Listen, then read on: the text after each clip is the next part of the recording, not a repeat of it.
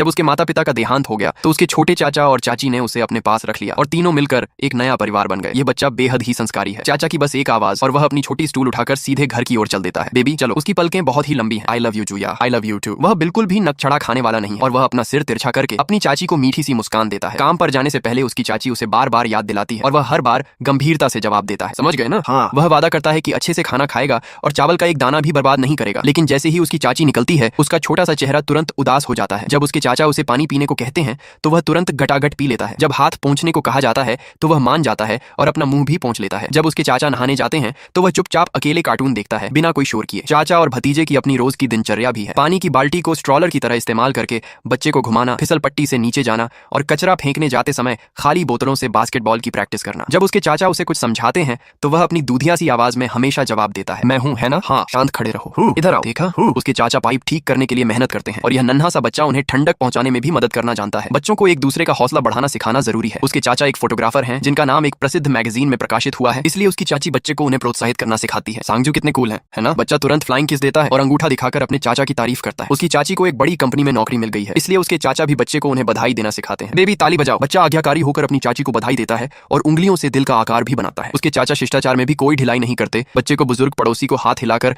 अलविदा कहना सिखाते हैं। ये बच्चा थोड़ा खाने का शौकीन भी है, जो खुद ही चाचा चाची से कुछ खाने को मांगता है। जब उसे अच्छा खाना मिलता है तो वह खुशी से झूम उठता है। कभी कभी वह बहुत प्यारा सा व्यवहार करता है और अपने चाचा चाची से लिपट कर गले लग जाता है। दोनों को काम पर जाना होता है, इसलिए वे बच्चे को एक दोस्त के पास छोड़ देते हैं। बच्चा उन्हें बहुत याद करता है और फूट फूट कर रो पड़ता है। अपनी चाची के साथ खेलते समय वह उन्हें पकड़ी हुई मछली थमा देता है। उसकी वह नन्ही सी आवाज बेहद प्यारी है। ये समझदार बच्चा फूल पौधों का भी ख्याल रखता है। जब खेलते खेलते थक जाता है तो जम्हाई लेकर गहरी नींद में सो जाता है और एक नए सुंदर दिन के साथ जागता है। ये छोटा सा इंसान अपनी चाची के बिना धुले बालों पर नाक भी सिकोड़ता है। हमारा इमो पापा कौन है? हेमू, उधर जाओ।